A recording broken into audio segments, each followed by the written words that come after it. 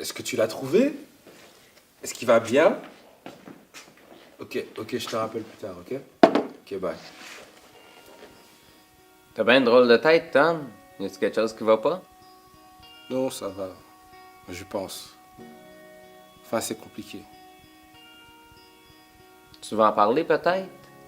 Tu sais, on est amis depuis longtemps, là. Tu peux me faire confiance. Bah, je sais bien, Paul, mais c'est compliqué. T'as reçu une mauvaise nouvelle? En fait, oui. euh, J'étais au téléphone avec Linda, ma soeur. Elle est avec mon père.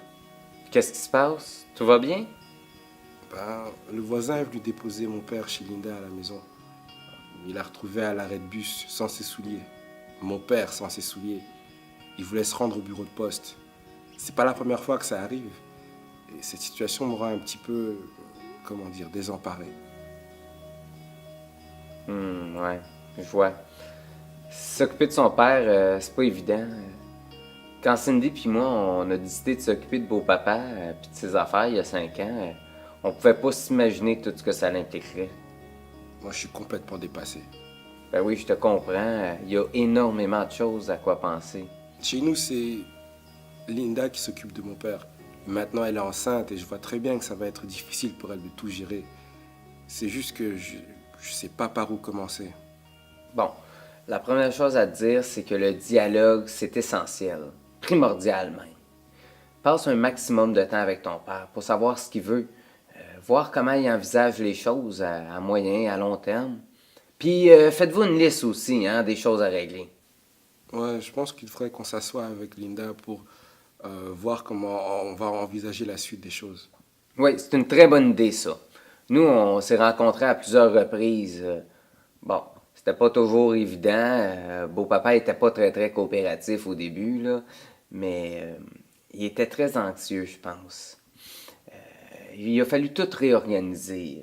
Parce que tout le monde a des enfants, puis il n'y a pas personne qui avait de chambre de libre. Au début, c'était un peu compliqué, mais point par point, on s'est rendu à bout. Je pense que c'est ça qui me fait peur aussi. Euh, Mes enfants ont toujours vu leur grand-père comme quelqu'un de stable. Je voudrais pas qu'ils soient effrayés en constatant que leur grand-père, qui perd la mémoire. Tu sais, je voudrais pas te mettre de la pression, Tom, mais profite au maximum du temps que tu as encore avec lui.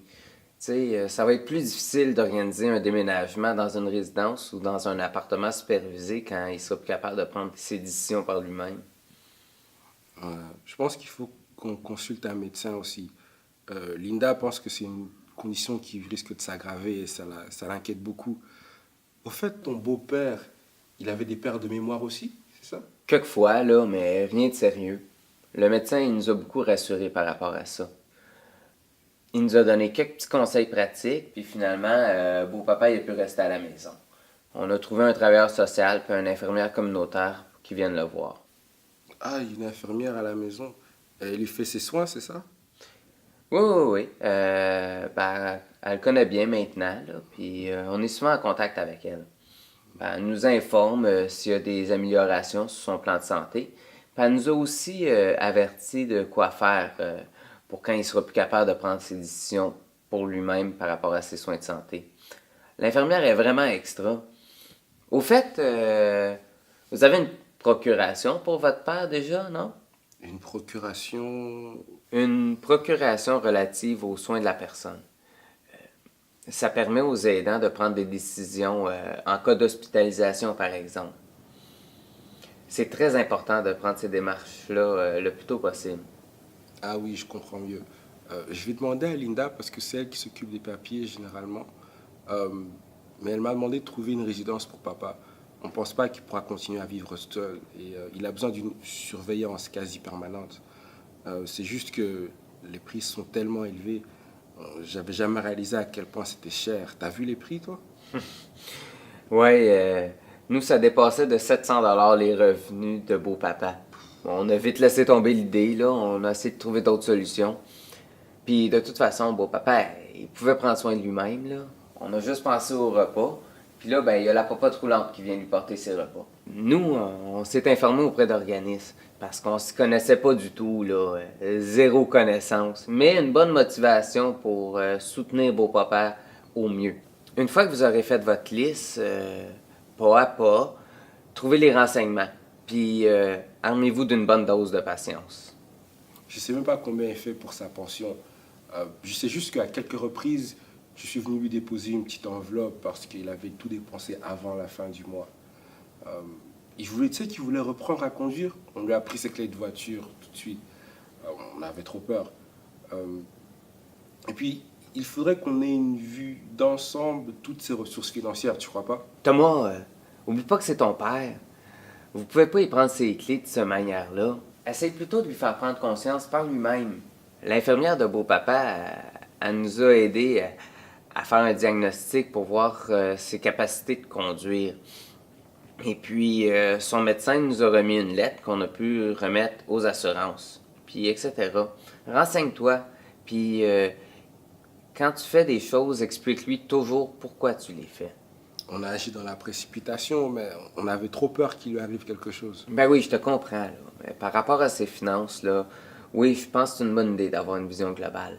Nous, la tâche la plus difficile qu'on a eue, c'était de récolter les informations par rapport à ses placements, ses assurances, puis tout le reste. Ça prend du temps, mais au plus vite que vous le faites, au mieux vous allez être préparé. C'est sûr que c'est un sujet délicat, là, mais vous allez y arriver. Demande-lui, par exemple, s'il a déjà fait un testament, où c'est qu'il se trouve, s'il a déjà pensé à une personne qui pourrait l'aider à régler ses comptes quand il sera plus capable de le faire. Maintenant que j'en parle, il a raté 2 mois de loyer. D'habitude, il en parle à son conseiller financier à la banque, mais il a oublié. 2 mois d'affilée. Il s'avère que c'était une situation de chèque qui n'arrivait pas à la bonne date. Tout un cafouillage. Le propriétaire a appelé Linda à ce sujet à plusieurs reprises. Ce qu'il faudrait, c'est que je téléphone à sa banque et qu'on trouve une solution pour que son loyer soit payé à des dates fixes sans qu'il ait à s'en soucier. Ouais, pour nous, c'était assez simple, là. On a fait affaire avec l'avocat de beau-papa. Mais, tu sais, il existe des lois par rapport à ça, là. Tu sais, je pense pas que tu peux te rendre à la banque et dire coucou, je suis le fils de mon père, et puis j'aimerais que vous fassiez un virement à tous les mois de son compte à ce compte-ci pour 565 $. Mais bon, éventuellement, tu pourrais aller à sa banque avec lui puis remettre une procuration à son conseiller. Une procuration conseillée, ça n'a rien à voir avec les soins personnels, ça. Non, c'est sûr. Il existe 2 sortes de procuration. Celle pour les soins que je te parlais tantôt, puis celle pour les finances. Celle dont je te parle là, c'est la procuration perpétuelle relative aux biens. Comme ça, toi ou Linda, vous allez pouvoir gérer les affaires de ton père et puis s'assurer qu'il ne manque plus jamais un paiement de loyer ou autre. Papa n'a pas d'avocat, mais pour être honnête, on n'a pas vraiment les moyens de en procurer un. Mais on va d'abord trouver une solution entre nous avant d'en arriver à cette dernière solution. Ça m'a vraiment fait du bien de parler de tout ça avec toi, Paul. On était vraiment désemparés face à cette situation. J'étais vraiment pas préparé. Je te conseille quand même d'aller chercher un soutien professionnel. Hein? Puis tu sais, on a beau être 3 couples pour s'occuper de beau-papa, il y avait énormément de choses auxquelles on n'avait pas pensé.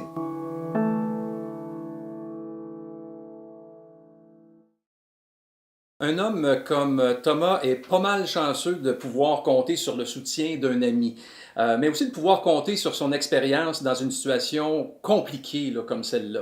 Mais c'est pas tout le monde qui va l'avoir, cette chance-là.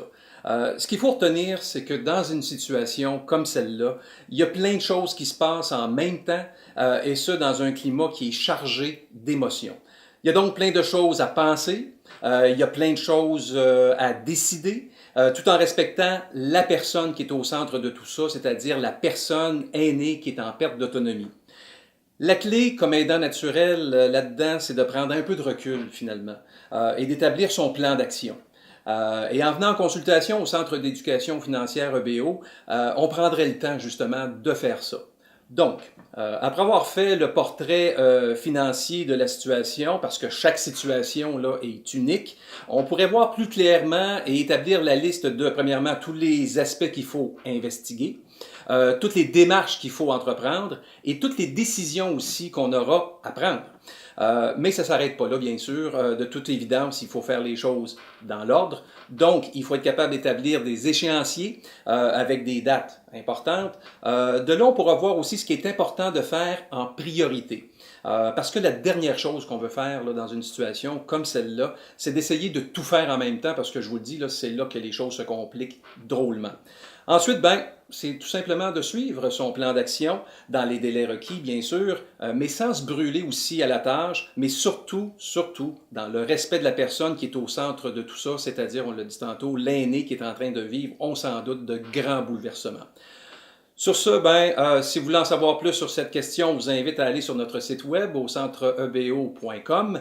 Mais, dernière chose, là, n'hésitez pas à nous contacter si vous avez besoin d'aide, parce que vous ne voulez pas, comme on l'a vu tantôt, tout prendre sur vos épaules là, dans une situation comme celle-là, et aussi parce que la vie, là, c'est plus qu'une question d'argent.